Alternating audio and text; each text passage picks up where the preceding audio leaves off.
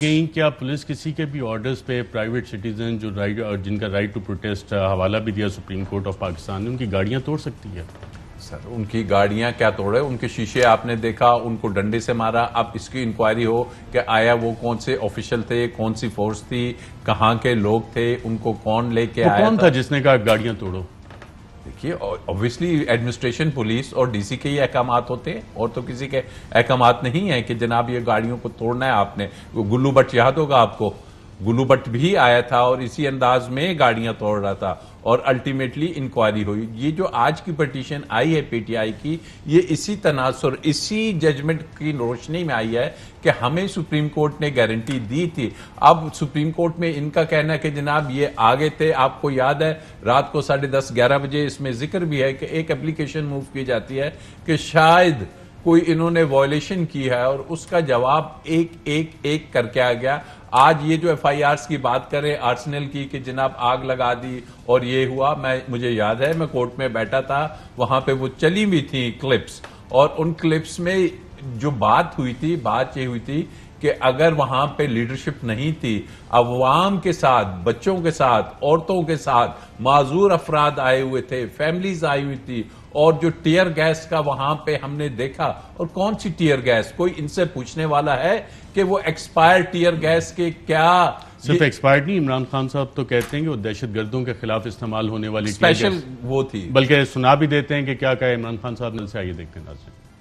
جس ظلم سے شیلنگ کی گئی اپنے لوگوں پہ، یہ ہم جنرل ڈائر تو جو ایک غلام قوم کے اوپر وہ گولیاں چلا سکتا تھا یا ظلم کر سکتا تھا، لیکن اپنی لا انفورسمنٹ ایجنسیز اپنے لوگوں پہ ایسے ظلم نہیں کرتے. یہ صرف کرمنلز کرتے ہیں. یہ رانا ثناء اللہ اور یہ جو شہباز شریف ہیں، جب انہوں نے دن دہاڑے ماڈل ٹاؤن میں 14 لوگوں کو قتل کیا تھا اور 80 لوگوں کو گولیاں لگی تھی، ان کو تب جیلوں میں جانا چاہیے تھا. لیکن مسئلہ ہمارا ملک کا انصاف نہیں ہے. یہ انصاف آپ کو جہاد کر کے لینا پڑتا ہے. فیملیز نکلی ہوئی تھی، عورتیں تھے، بچے تھے، ان کے اوپر جو انہوں نے شیلنگ کی. ہمیں جو کلیکشن آئی ہے شیلز کی، وہ ایک ایسے شیلز کیے تھے وہ صرف دہشت گرد کے خلاف استعمال کرتے ہیں، وہ لوگوں کے اوپر انہوں نے استعمال کیا.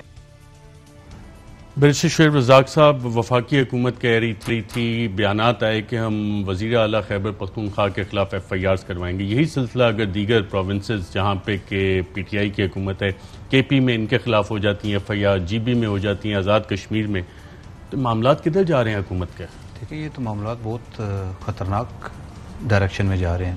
اس میں ہمیں دونوں طرف سے ایک تعامل کا مظاہرہ کرنا چاہیے، دونوں پارٹیز کی طرف سے. اور اس کا ذکر بار بار سپریم کورٹ نے آج کے آرڈر میں بھی دیا ہے کہ جناب ہم جب ایک کی طرف جاتے ہیں تو جو وکلا کی گاڑیاں توڑی گئیں، پنجاب بار کونسل کے ممبرز بھی تھے، ان کی گاڑیاں توڑی گئیں، انہیں ڈنڈے مارے گئے، یہ کیا ہو رہا تھا؟ آپ اس کو کس طرح جسٹیفائی کر سکتے ہیں؟ کسی کے آرڈر پہ کی گئی، جیسا رائے صاحب بتا رہے تھے کہ کسی ایڈمنسٹریشن کے آرڈر پہ کی گئی یا کسی نے اپنی تے یہ آرڈر لے لی ہے، تو آپ اس کو کس طرح جسٹیفائی کر سکتے ہیں؟ تو اس پہ کیا ہونا چاہیے؟ اس پہ دیکھیں نا، سپریم کورٹ نے آپ کو بتا دیا ہے کہ جناب اس پہ ہر میٹر پہ انویسٹیگیشن ہونی چاہیے، اور ہر ایشو پہ دیکھیں نا ایک آپ کے ساتھ آپ کے کولیگ بیٹھے 6 دن سے وہ ضمانتیں کرواتے پھر رہے ہیں. انہوں نے ابھی آپ کو تعداد بتائی ہے. سپریم کورٹ نے واضح کیا ہے کہ جناب یہ کویش ہونی چاہیے ایف آئی آر، ویسے کی ویسی. دیکھیں نا وہ اگر نہیں کر رہے تو پھر بھی ہم نے راستہ تو دیکھے نا. میں اور آپ کیا کر رہے تھے؟ صبح کدھر گئے ہوئے تھے؟ ہم بھی کورٹ گئے ہوئے تھے نا. تو آپ نے میٹر کو کورٹ میں اپنے کیس پہ بات نہیں کر سکتا. میں اس کے بعد سینٹ انفارمیشن کمیٹی میں بھی گیا تھا اور وہاں بہت انٹرسٹنگ. میں آپ کو ایک بات بتا رہا ہوں، دیکھیں نا، at the end of the day آپ نے ایک انسٹیٹیوشن رہ گیا آپ کے پاس اس پولرائزیشن کو ختم کرنے کے لیے اور فردر سٹیپ لینے کے لیے، آگے جانے کے لیے آپ کے پاس ایک انسٹیٹیوشن رہ گیا ہے، اور وہ انسٹیٹیوشن ہے عدالت عظمیٰ. سب سے بڑا رول آپ سپریم کورٹ کا دیکھ رہے ہیں فنڈامنٹل رائٹس کی پروٹیکشن میں، عدالتوں کا رول دیکھ رہے ہیں فنڈامنٹل رائٹس کی رول. ایک انسٹیٹیوشن رہ گیا Arshad, let me tell you one thing very clearly, میرے اپنے بلیف سسٹم کے تحت ایک انسٹیٹیوشن رہ گیا ہے جو آپ کو سنبھال کے چل رہا ہے اور آپ کو بار بار انسٹرکشنز دے رہا ہے، بار بار ڈائریکشن دے رہا ہے کہ آپ نے آئین اور قانون کے تحت ملک کو چلانا ہے، اور جو بندہ آئین اور قانون سے ماروا حرکت کرے گا اس کو ہم اس چیز پہ کوشچن کریں گے. تو آپ نے ابھی دیکھیں نا، کورٹ اس آرڈر میں کہہ رہی ہے کہ ہمارے آرڈر کو میں ہو کیا رہا ہے اس ملک میں، اگر سپریم کورٹ ایک پارٹی کے حق میں آرڈر دیتی ہے تو دوسری پارٹی اس کو قدغن لگانا شروع کر دیتی ہے. This has been categorically said in the order کہ ہمارے جو پہلے دن کا آرڈر تھا اس کو ڈس رسپیکٹ کیا گیا. آپ نے ایز اے نیشن اگر اس مدعے سے نکلنا ہے اور آگے لے کے چلنا ہے تو this is the responsibility on both sides. بالکل.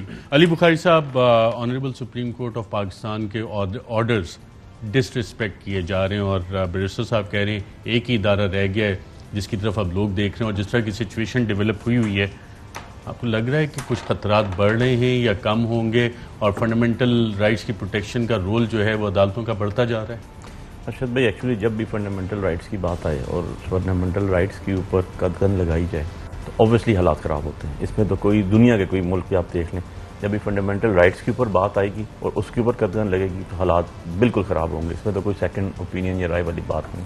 فرسٹلی آپ کو بتاؤں کہ جو بھی بھائی بھی بات کر رہے تھے میرے بیلز کی بات ہے، بیلز تو ہم آج بھی لگا رہے ہیں. صبح اسلام آباد ہائی کورٹ میں حماد اظہر کی اور اسد کیسر صاحب کا ڈپٹی صاحب کا اسپیکر صاحب اسمبلی کی، ان کی بیلیں ہم نے لگائی ہوئی، ایک کی ٹرانزٹ ہے دوسرے کی بھی. اسی طرح اب جب آپ آرڈر کی بات کرتے ہیں، دیکھیں ایک کرائٹیریا ہے، ایک انفراسٹرکچر ہوتا ہے ہر جگہ کسی ملک کے لیے. آپ کا ایک ایگزیکٹو اور ایک جوڈیشری کا ایک انفراسٹرکچر ہے، کانسٹیٹیوشنلی رائٹس پرووائڈڈ ہیں آپ کے اندر. عدالت عظمیٰ آرڈر کر سکتی ہے، اس کو ایگزیکیوٹ کرنا ایگزیکٹوز کا کام ہے، وہ تو گورنمنٹ کا کام ہے اس کو ایگزیکیوٹ کرنا. وہ نہیں کرے گی تو وہ اس کو ڈس اوبے کر رہی ہے اس آرڈر کو.